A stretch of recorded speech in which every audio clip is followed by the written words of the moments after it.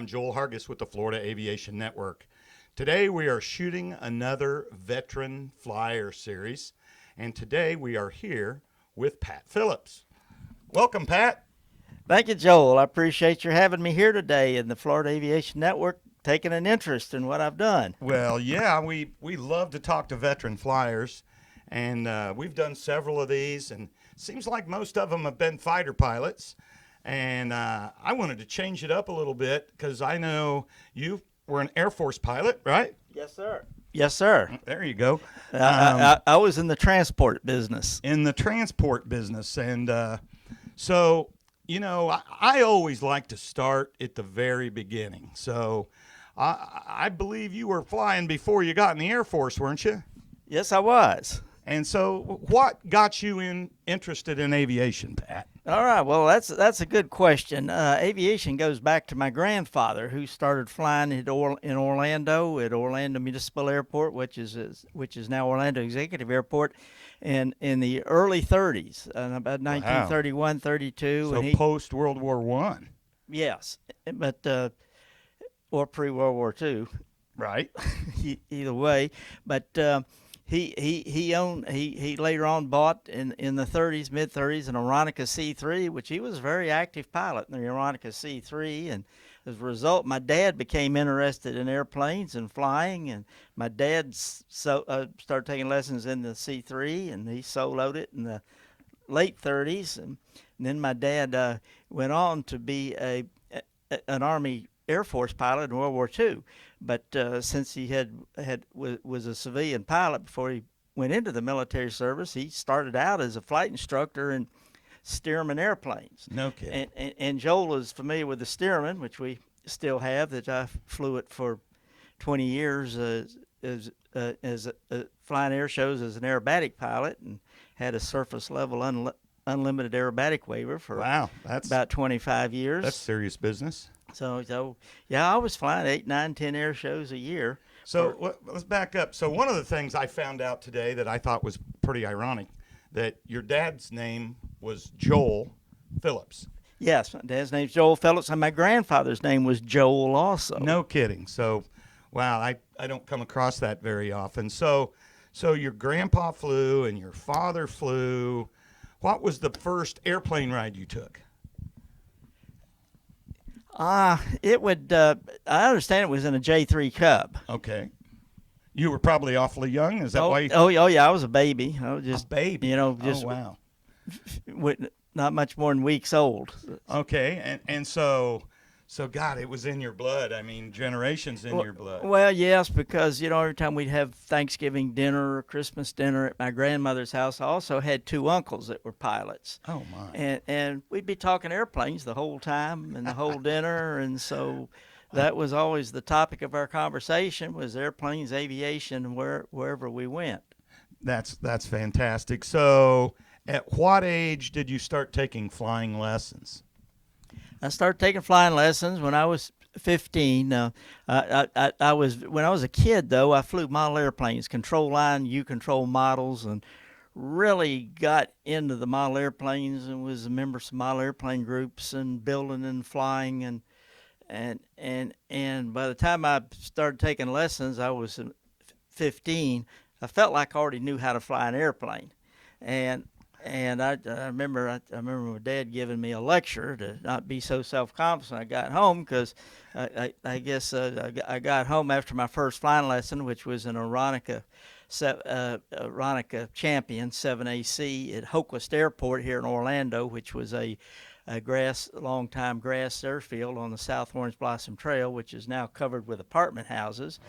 But anyway, when I started, I felt like I was ready to dispense with the instructor, just let me go fly. But so I remember getting a strong lecture about that. Did you? And was it as easy as you thought it was going to be? Pretty much so. In fact, it was easier than I thought it was going to be, because really? I've been hearing stories about everybody talking about how hard it was. Right. So that's where the overconfidence jumped in there. So an Aeronca Champ. Yes. And did you solo in that Champ? Well, the instructor changed over to he sold the champs, just like everything that happens in the flight training. Things evolve, instructors sure. change, airplanes change. So the champion got sold, and he bought a Cessna 140. So I flew the Cessna 140, and I soloed in the Cessna 140. All right. And then I think it was, and then I moved from Hoquest Airport to what is now Orlando Executive Airport, which then was Orlando Municipal Airport, and he moved the Cessna 140 to Orlando Executive Airport. So I started flying out of there. But what we would do, we'd take off at Orlando Executive Airport, and we'd fly to Kissimmee and do all of our air work on the way down to Kissimmee and do touch and goes at Kissimmee and then back to Orlando. And they didn't like student pilots flying at Orlando Municipal Airport at that time for one good, simple reason.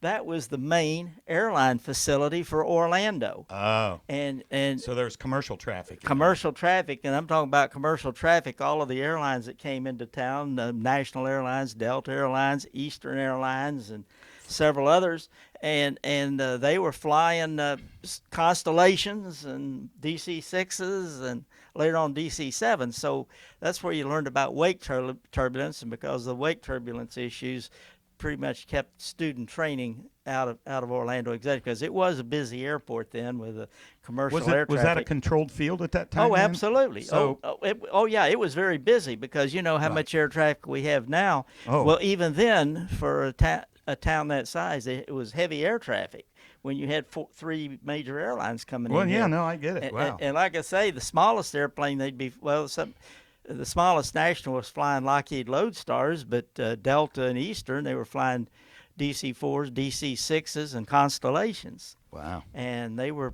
coming in regularly all day, in and out all day long.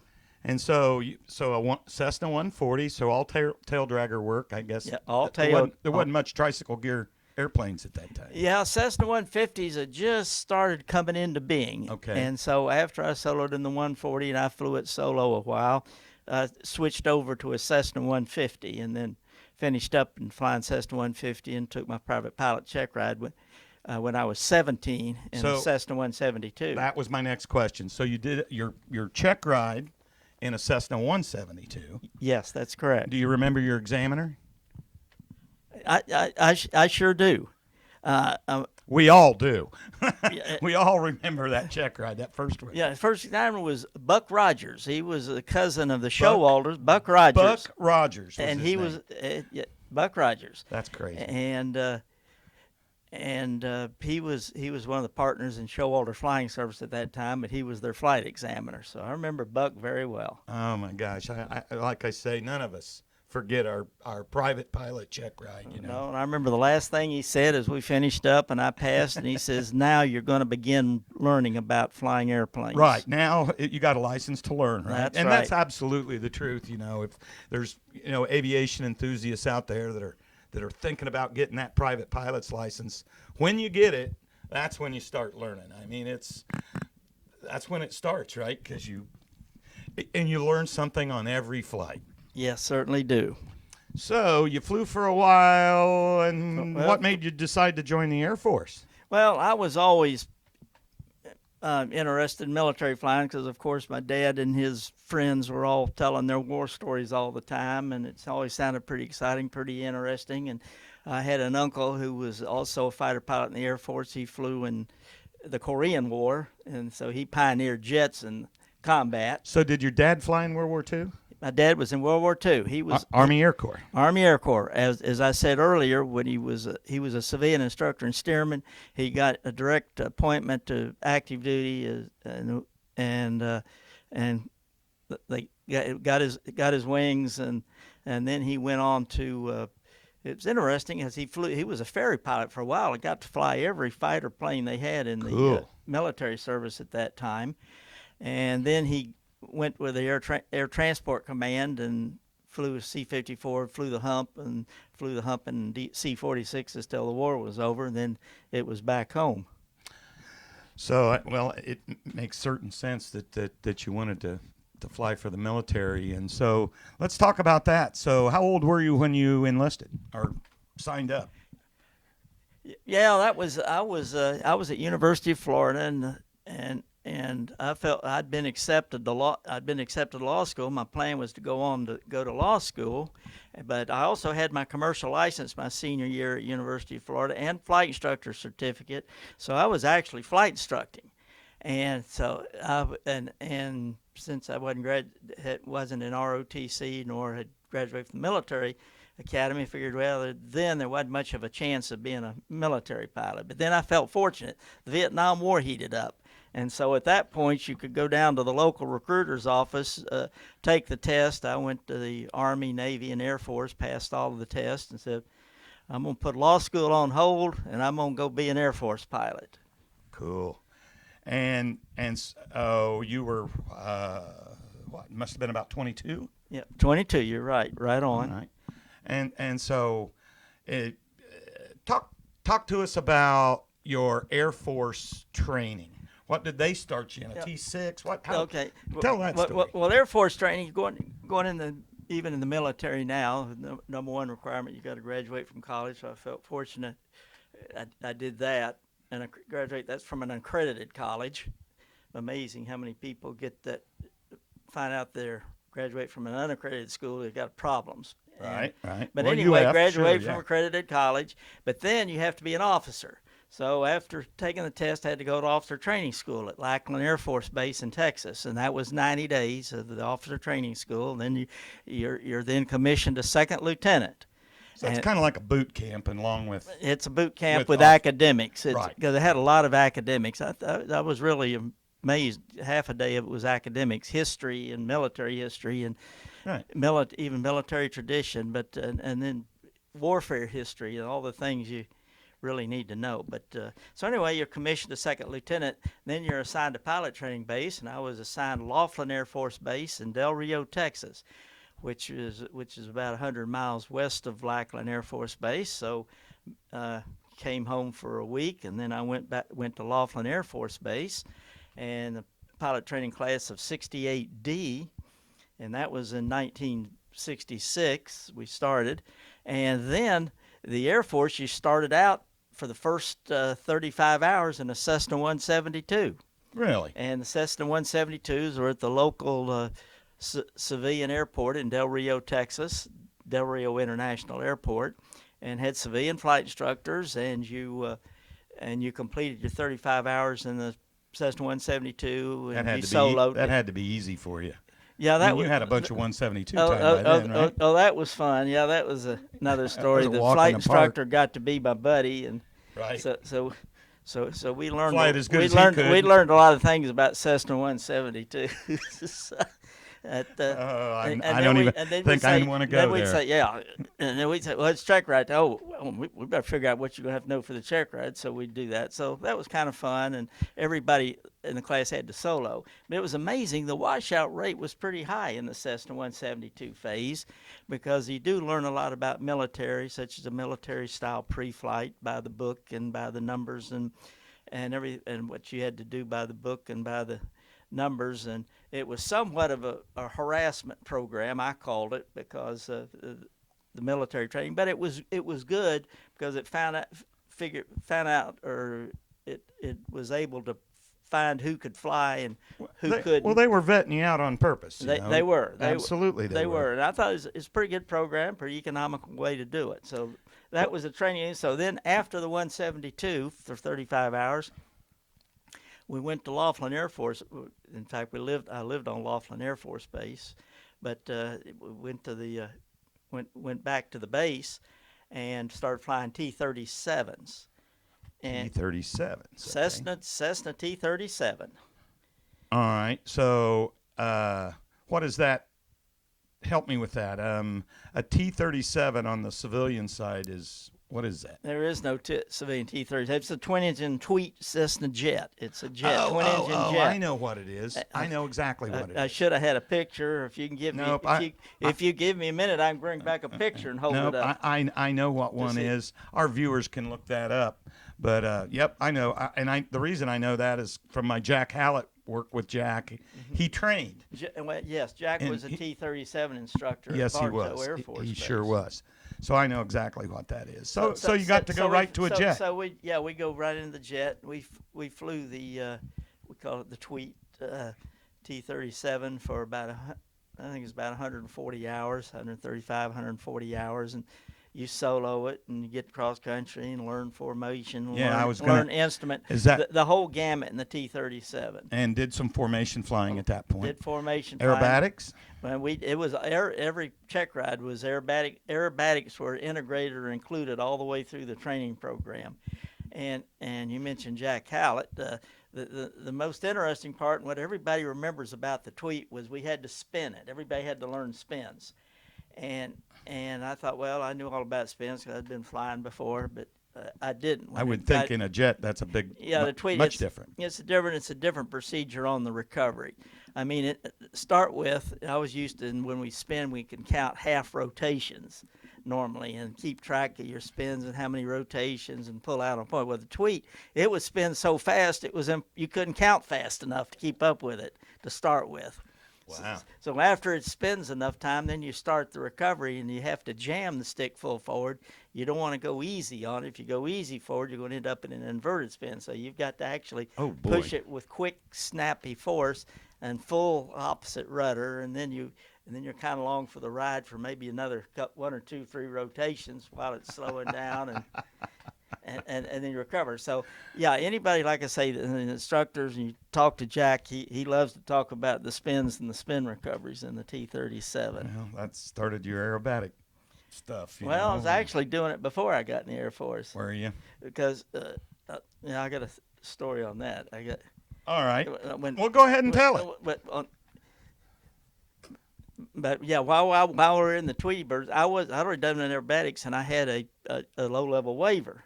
And I bought a Luscombe while I was in pilot training, so I went up to Hondo, Texas. They had an air show. I flew in the air show one Saturday and Sunday. This is during the middle of pilot training. Well, a number of the people from the base and especially the training officers went up there and saw me flying doing aerobatics. And then I knew the next Monday morning when I got back for the training class, I had been called in to go talk to the training officer, the base training officer. He said, they were all upset. You're not supposed to be doing that. So I had got to in promise trouble them. for Yeah, that. I did. I had to promise I'll never do that again. And I'll even sell my Luscombe. I got you. They didn't want to lose one of their highly trained pilots. So, their whatever the reason, he never gave me any good specific reasons. It was just a bad thing. Right. I get it. So anyway, that was interesting. So you did all your formation and training and stuff in the Tweet. You graduate from the Tweet, right? And you lose more people that would. Most of them would at that point would do what's called SIE, self-initiated elimination. Get that mic up there for us. No, a lot of the people do what's called SIE. That's a self-initiated elimination. They would eliminate themselves. They just say, that's it. And it's not for me, or I quit for one reason or another. Because you end up, by the time you graduate, you lose about over a third of the class. But after the Tweet, the T-37, we graduated to the T-38. And that was real jet fighter flying. And we flew the T-38 for about 125 hours also. That's a great airplane. And start back through the regimen of your VFR contact flying and aerobatics, mostly loops and rolls and barrel rolls and Immelmans and lots of those. And you would have to demonstrate that at pretty much every check ride you would take. And the T-38 is a twin-engine airplane. Well, the T-37 was too. We spent a lot of time. Yeah, with big jump there. Flying the traffic pattern single engine in the airplane. And learning, what to do. Emergency. And the T-38 also has an afterburner, so you push the afterburner. It's kind of neat to feel it plug in and feel the acceleration of the airplane. Yeah. And it was supersonic, and we would go for one supersonic ride, so everybody could say, "Hey, we've been supersonic," and you get to go through the sound barrier and see all the pitot-static instruments jump. And I'm envious. So that's it. But they're really you're trying to learn, or the training part is you've got to be careful not to accidentally go supersonic, because it's very easy to go supersonic accidentally if you're out doing your maneuvers and doing the aerobatic maneuvers. So that was something you really had to focus on. I've heard so many good things from so many people about the T-38. They're easy to fly, just a Oh real, yeah, it is a wonderful airplane. yeah, everybody says that. Like I say, I'm envious. I'm really envious, but I wouldn't call it easy to fly, but it's because it's a different world, as I found, as a different environment, and I had some issues transitioning from slow flying general aviation airplanes to the yeah, T-30. Flying the T-37 reminded me of flying a Baron, and I had some Baron time Twin before Baron I started time, sure. flying it, and so I was very at home in the T-37. You get the T-38, you have to change your whole thinking pattern because it's got to get it's out so ahead fast. of the airplane, right? Exactly, I get it. You got to get used to going 250 knots in the traffic pattern. You got to Right. get used to a landing speed of 130 knots. Right. Yeah. Well, that's quite a transition.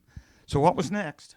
So anyway, you graduate from pilot training, and you're now a pilot, and then one reason that the Air Force was wanting pilots is because they were really looking for backseaters of an F-4 Phantom. So the route to being a fighter pilot, some of the guys got straight into the fighter, but you're only talking about 2 or 3 guys in the class. But others that wanted fighters was backseat F-4. I got a backseat F-4 assignment. Wasn't real thrilled with it, but that's a fighter, it's a go. But then all of a sudden, there's an airplane called a Caribou. De Havilland Caribou, C-7A Caribou, which is a twin-engine, reciprocating engine, Pratt & Whitney R2000 engine, light assault airplane. The Army was flying them, and there was a political agreement and also among the Pentagon officials that the Army was going to give up the Caribou to the Air Force. Okay. So the Air Force took the Caribous from the Army and the whole Caribou operation, and they were needing pilots. And then I found out, hey, if you want to go as a pilot, you can volunteer for a Caribou. I said, give me a Caribou. That's going to put me back to SIP engines. That's going to put me into round engines, which I was also used to. And right. I thought, well, that's like being thrown in the briar patch. Yeah, getting back in the left seat, and so I volunteered for a Caribou, and then so after we got out of pilot training, which was end of 1967, went to Seward Air Force Base in Nashville, Tennessee, to check out in the Caribou. The Caribou checkout, it was a quick course. It was about a month. Because, it was straight to Vietnam. The Caribou is the most direct route to Vietnam. And also I was in, whether the reason I would say get the Air Force, I was interested in the geography and the political situation that went with Vietnam. And that's my nature. I just want to go there. See what's there. I want to learn for myself. Yep. And so I think that was one of the most fortunate things I got into was the Caribou, because the Caribou, we went everywhere there was to go in country in Vietnam, and we could get the big picture of what was going on. You could even watch and see their strategies. But going back to the other advantage of a Caribou, when I got assigned to the Caribou, got stationed in in a town in Vietnam called Vung Tau. Now, this is the Air Force. Vung Tau happened to be the in-country R&R center for Vietnam, but not only was it the R&R center, the Air Force acquired, after I got about a month after I was there, the Air Force acquired new quarters for us. The first quarters where we were living was kind of what you would expect. It was pretty much old buildings and not much to them, and tents, but we moved into a former French resort hotel on the beach. And so we lived in this former French resort hotel and had our own restaurant on top and all the amenities of living at a resort. So. How nice. Well, we're getting tight on time here. So, and there's part of this I want to get to. So, as you're flying around Vietnam in the Caribou, seeing everything you're seeing, were you getting shot at once in a while? Oh yeah, we felt fortunate. We were there earlier on in the war. I was in there all during the year of '68, which was that. When I got to Vietnam, I got there right when the Tet Offensive, right in the middle of the Tet Offensive. When we landed at Saigon on the airline, they immediately started attacking the field at Saigon, and people running every which way.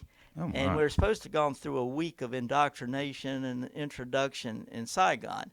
Well, everything's going kind of wild. I saw a bunch of caribous on the other side of the ramp, so I ran over to where the caribous were, and you know, they said, "Oh, you got to get in here. Wait till this attack gets past." And we're going to fly. We got an airplane that's going to Vung Tau where you're going. We'll just take you to Vung Tau. Forget about the check-in here. Right. We're ready for you. But I'm sitting here thinking, I say, you know, I got to be here a year, 365 days of this every day like this. The odds aren't looking too good. No kidding. 'Cause, I mean, they were shooting they were shooting the 122 millimeter rockets in there. They were shooting mortars in, and Tan Son Nhut was really taking a beating. And Wow. so obviously, you know, how can you withstand something like this every day? But it got after a couple of weeks, it died down, and then finally, a couple of months later, it pretty well all went away. But you asked about getting when we fly. Yeah, we'd get. We were flying a Caribou is kind of like flying a Cessna 182 around, and we were flying our en route altitudes 3,500, 4,500 feet. You have to go back and land, and you would get shot at. But they were always hitting us in the tails, so everybody all they had to do is move up to the front of the airplane. Because we say, well, good thing these guys haven't learned how to lead us yet, Right. or we'd be in trouble. Well, they figured it out. The later guys in 70, 71, they started lost quite a few caribous because they figured out how to lead the caribou. Right. But yeah, we'd get, maybe for a while during TET, we'd get shot at least once or twice every time we go out there. But then later on, you might take a hit every 2 or 3 weeks in a month. But the Caribou is such a good airplane, you could take the hits and you land your next plane. If everything's okay, you just keep going. You don't change anything. Right. Then you tell the maintenance Tape up the holes and the maintenance crew that night when you get back to the base about where the hits are, and they patch them up. Right. But the other neat thing about the Caribou is you could upgrade. So I'd only been there, I guess, a month, and upgraded. I was flying all I could, upgraded to a first pilot, and then after I'd say 3 months, was upgraded to an aircraft commander. Oh, wow. And so that was another reason I wanted the Caribou, because I'd heard that you can get fast upgrade in the airplane, and Nice. it's a great opportunity for a second lieutenant to Move up and get a good start and lots of flying time. That's great. So, and again, we're kind of running short on time, but one of the things I definitely want to talk about, and I found this out like one of the first days I ever met you, and that was when the United States pulled out of Vietnam, they didn't pull everybody out, and you actually were an Air America pilot, were you not, Pat? Yes, I was flying. Joe says Air America pilot. I was an Air America pilot because I was flying actual missions. But this is while we were still in Vietnam. The amazing thing is while the war going in Vietnam full speed, the U.S. was in Cambodia and Laos. There was a pretty strong presence there, and Air America was pretty well run. The CIA was running the war in Cambodia and Laos, and Air America was a civilian airline, a civilian operation. They were flying Caribous, they were flying Helo couriers, they had T-28s, they had helicopters, they were flying most all the airplanes in Cambodia and Laos. And since Air America was a civilian airplane, they had the N numbers on them. They had registration, just like your regular American airplane. There was even an FAA FISDO, or they call it a GATO office there in Bangkok, Thailand, where they were headquartered, which I thought was interesting. And also when I was flying the Caribou in Saigon, there was also an FAA GATO office in Saigon, because of all the civilian airplanes. They still maintain control. Yeah. We had to follow FAA regulations flying over in Vietnam, just like you do here. It was no different. And so that's really kind of no dog tag, Yeah, all right. Flying the Air America flights, when I learned about them because we were working out of Saigon, got to know them, and flew some Air America missions when we were in even in Vietnam. A few Air America missions over into That was dangerous. across the dangerous border. work, Well, wasn't it? well, yeah. That one thing is, if you get shot down, they're going to say we don't know you, and we'd fly sterilized. You have no identification, and you're going to be treated as ever how they want to treat you. There's no Geneva Convention Accords given to you, and that You're kind of considered thing. a spy at that point. Absolutely. So Dangerous. so- Very dangerous. So when we were flying out of for 6 weeks with the Thailand and to Bangkok, there I could say that was Air America headquarters, and we'd pick up a load of cargo on the border of Cambodia, and a lot of times we'd pick up Cambodian troops and 2 special forces guys and fly 200 or 300 miles. There's just nothing there at low level. I mean low level, below 500 feet, Oh, 200 gosh. feet. Jeez. Most of it 200 feet, falling 200 feet. Treetop. And then pop up. They had to pop up to 800 feet where they'd all jump out the back. And then we'd head back, and then we'd go back and take things into Cambodia and Laos. And what was interesting are the Ravens. You may have heard of the Ravens. The Ravens were American pilots who were flying forward air controllers in Cambodia. Oh, okay. And the difference in the Ravens and us, the Ravens, they lived in Cambodia and Laos, where when us flying the Caribous, whether it was an Air America Caribou or even an Air Force marked Caribou, we'd get to fly back to Thailand, to Bangkok, to go home, to spend the night. Right. Wow. But the hardcore troops, those Raven pilots that flew the they were kind of a renegade group. Yeah. Well, I think you'd have to got be sent over there. a little special to do that. Well, and even the guys flying that I was flying with, they're all kind of renegades. Yeah, I could see that. I mean that's dangerous stuff, you know. I mean. Oh, what I have to comment about this on the Caribou. One of our missions when we were in country flying in Vietnam and also going into Cambodia, we were the only airplane that was hauling fresh food. Now, when I say fresh food, I'm talking about live chickens, pigs, cows, goats. We took fish and eels. They would be in 55-gallon drums. Well, like I say, it's fresh fruit. It was live because that's how you keep it fresh.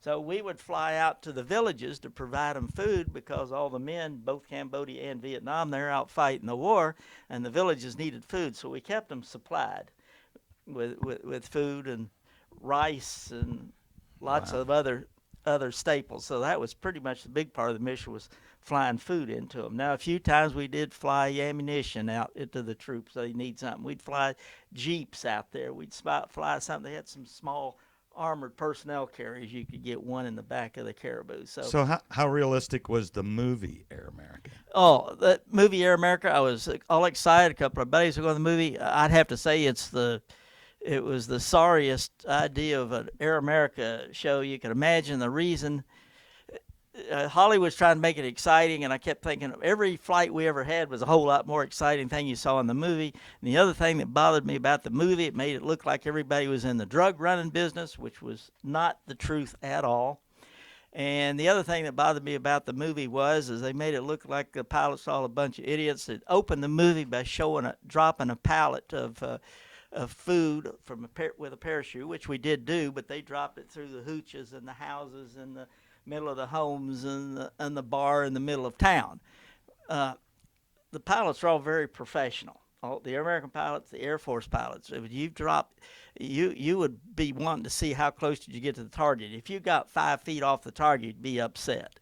Wow. And so you wasn't dropping pallets of stuff on houses. Nobody ever dropped any on the house. I'm not going to say it didn't happen. Right. Anything could happen once, right? Maybe twice. But that doesn't mean it's the rule, and that doesn't mean that all the pilots are doing that. But they're not, because like I say, 10% of them were so professional you'd be upset if you missed the target by a few feet. Well, that is a fantastic story, and unfortunately we're kind of out of time. We may have to sit down and talk. I got a whole nother session of. I bet you do. I came back from Vietnam and I flew the C-141 for 3 years, 3,500 hours, and was an aircraft commander and a flight examiner on the C-141. Really? And we really got some great missions flying the C-141. What kind of stuff were you doing in that? Well, I mean, I was literally getting around the world 2 times a month in the C-141 is a 4-engine jet transport. It was the largest jet transport we had then. Okay. It looks like a mini C-5, but then it was the largest Okay. 4-engine jet that the U.S. was flying. C-40. C-141. 141. Yeah. I'm not familiar. Oh, that was you know what C-17 is. Sure, I know what a C-17 is. It progressed. They had the C-124 Globemasters, which you may remember. The C-124 Globemasters retired, and the C-141 picked up the mission for about 20 years.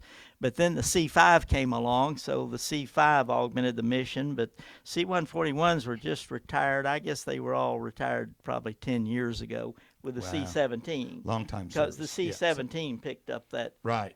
And same mission. Yep, I know a C-17 pilot. So really, literally got to fly into pretty much every airport in the free world during that. Wow. So what'd you come out? And I ended up. See, I was used to when I was flying C-141s. Everybody was getting fatigued, and everybody was moaning they're overworked. You know, we were flying 80, 90 hours a month. Wow. And yeah, every year, and everybody's upset, and I'm thinking, I'm not carrying my load. I'm not pulling my wagon. I feel good. I like to fly. I'm here to fly. Somebody else is paying for it all. Right. And I'm getting flying time. I'm putting it in my logbook. So I'm flying, and then in 1970, I get this. In fact, I was getting only about a couple months off from getting off active duty. They say, congratulations, you got the High Time Flying Award for 21st Air Force. You flew 1,350 hours. Wow. Well, obviously that was more than 100 hours a month. And, yeah. And so, and I was running over the time limits all the time, but you know, nobody was complaining. And found I went to a dining in Washington, D.C. with all the generals and the Pentagon guys. And at that point, I should have stayed in the Air Force because they're always saying, hey, son, we like you. Tell me what you want for your next assignment. What rank were you at that point? I was a captain. Okay.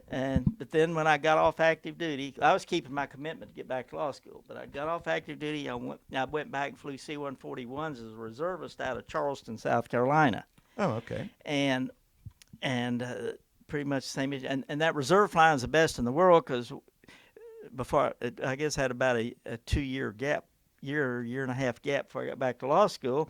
If I needed money, I'd go take a reserve, fly as a reservist for 2 or 3 days and, you know, come up with whatever money I needed and go back to flight instructor in the local airport. And had a lot of fun during that year. But and I was able to fly in the reserves while I was in law school. But I started practicing law and found out law practice was a total 100% commitment. It was either you're either all in or you weren't. Right. So I gave up the flying, but I did stay in the Air Force Reserves. Went to work for the Civil Air Patrol liaison officer, and I worked for them for over 20 years. And I did get promoted to lieutenant colonel, so I retired after 28 years of active and reserve time as a lieutenant colonel, and lived long enough to collect the benefits. And nice. And I always kind of looked at that as my old age plan, and you know, the medical benefits are great, and didn't have to worry about the intricacies of the Obamacare. I could just, but, right, I mean, right. But